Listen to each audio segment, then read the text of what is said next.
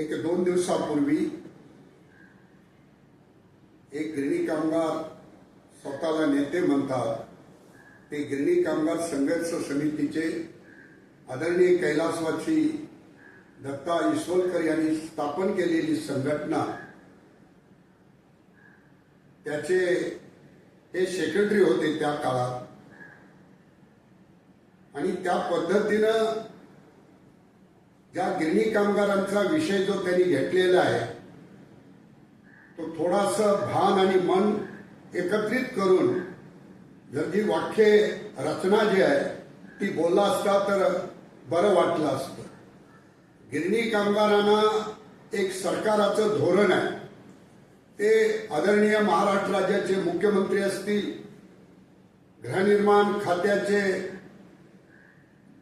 मंत्री आणि या राज्याचे उपमुख्यमंत्री आदरणीय एकनाथरावजी शिंदे साहेब असतील, त्यांनी एक धोरणात्मक हा निर्णय जाहीर केला असेल.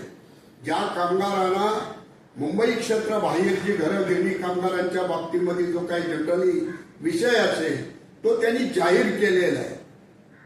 परंतु तुझ्या बोलण्याच्या ओघातून प्रवीण घाग जे तुम्ही शब्द गिरणी कामगारांच्या बाबतीत नेतृत्वाच्या बाबतीत आदरणीय आमचे नेते या संस्थेचे प्रमुख अध्यक्ष आमदार यांना जे तुम्ही तुमच्या एकेरी भाषेचा जो उल्लेख केलेला आहे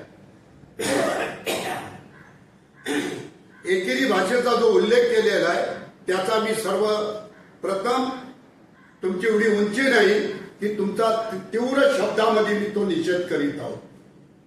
याचं कारण असं आहे मी स्वतः माझे सहकारी बजरंग चव्हाण, सेक्रेटरी शिवाजी काळे या सर्व विषयाला आम्ही पदाधिकारी आमच्या संघटनेचे जनरल सेक्रेटरी मोहिते साहेब जी आमची मीटिंग असेल किंवा या विषयावर बोलायचं असेल तर आम्ही एकत्रित संघटना म्हणून एकत्र बसतो आणि काही गोष्टीचा निर्णय घेतो. ठाम भूमिका आपल्या नेतृत्वाने घेतलेली आहे. ज्या मुंबई शहरात ज्यांनी मुंबई घडवली 105 हुतात्मे झाले त्याच्यामध्ये 23 गिरणी कामगारांचं बलिदान झालेलं आहे. प्रवीण घाग जरा भान आणि विचार घेऊन तुम्ही वाक्य रचनेमध्ये बोलत जा. भाऊने असा कुठलाही निर्णय घेतलेला नाही किंवा तुम्ही म्हणता त्याला विरोध का केला नाही. अरे सरकाराचं धोरण आहे ते जाहीर त्यांनी केलेलं असेल त्याला आज एकदम डायरेक्ट अपोज करण्याची आम्हाला गरज नाही. तुझा आधी सर्वप्रथम तीव्र शब्दात निषेध करतोय. तू काहीतरी पॉलिटिक्स घेऊन डोक्यामध्ये बोलतोस ते जरा चुकीचं वाक्य वापरलेलं आहेस.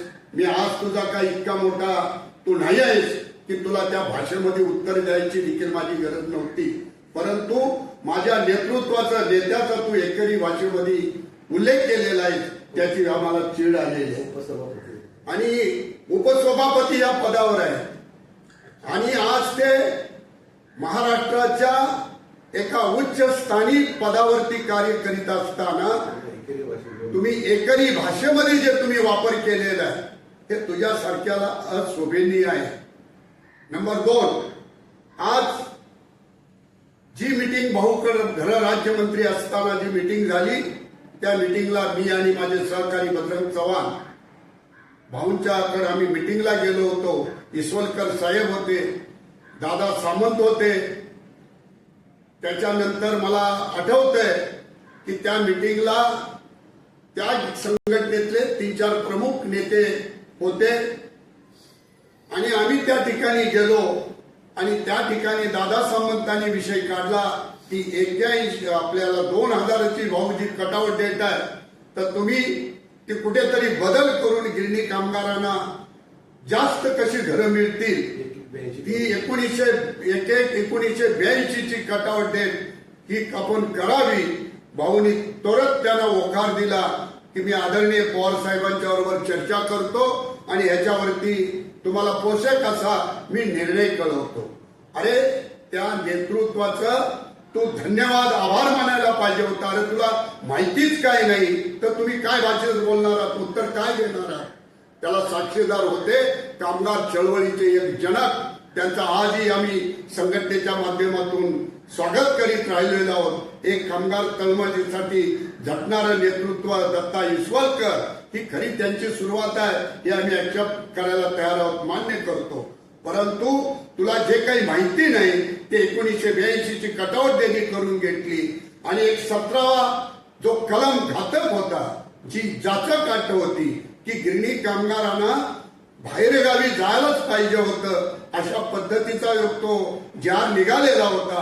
स्वतः भाऊनी त्यांच्याबरोबर स्वतः इंटरेस्ट घेऊन अश्विन गुप्ता साहेबांच्या बरोबर चर्चा करून तो 17वा कलम आदरणीय उपमुख्यमंत्री एकनाथजी शिंदे साहेबांच्या बरोबर चर्चा करून 17वा कलम रद्द करण्याचं काम हे देखील केलेलं आहे. आणि त्याच मीटिंगला 14 संघटनेचे लोक प्रमुख उपस्थित होते. हा स्वागत करणारा निर्णय आहे. अरे जे काम केलंय ते केलेलं आहे. त्यांच्या काळामध्ये विलासराव देशमुख असताना 8 ते 9 हजार घरं देण्याचं काम आमच्या नेतृत्वानं केलं. बॉम्बे डाईंग मिल असेल, श्रीनिवास मिल असेल, ह्या ठिकाणची लॉटरी काढण्याचं काम केलंय. आणि आज आमची भूमिका आहे जास्तीत जास्त कामगारांना या मुंबई शहरात लवकरात लवकर घरं कशी मिळतील, हा आमचा सातत्यानं प्रयत्न. आदरणीय आमचे जनरल सेक्रेटरी आणि 14 संघटनेचे प्रमुख लोक आणि ह्या पद्धतीनं कामकाज करीत असताना इथून पुढे ध्यान ठेव, जर भाऊंच्या भाषेत एकत्र भाषा जर करण्याचा काम केला तर तिथं असेल तिथं येण्याला आम्ही देखील थांबणार नाही. याचा विचार करून इथून पुढे आपल्या नेतृत्वाच्या बद्दल आणि पॉलिटिक्स हे त्यांना तुम्ही शिकवायची गरज नाही. त्याच्याबरोबर उभा राहण्याची माझ्या नेतृत्वावर तुझी लायकी नाही. तेव्हा भान ठेवून इथून पुढे भाषा बोलत जा. एवढंच मी आजच्या क्षणी तुला इशारा देतो. आणि तू दुसऱ्या गोष्टी जे करतोस हे आमच्या तोंडून ऐकायला लावू नको. आणि तेवढं भान ठेवून अजून मी थोडक्यामध्ये आटपतो, नाही तर तुमच्या बाबतीत बरंच काही बोलण्यासारखं आमच्याकडे आहे. किती कामगाराबद्दल तुला तळमळ आणि तुझं कर्तृत्व आहे हे आमच्याकडे नोंद आहे. परत भान ठेवून परत इथून पुढं सचिन भाऊंच्या बाबतीमध्ये, आदरणीय माझ्या नेत्याच्या बाबतीमध्ये इथून पुढे कुठलाही शब्द आम्ही ऐकून घेणार नाही. एवढाच तुला विनंती वजा इशारा देतोय. धन्यवाद.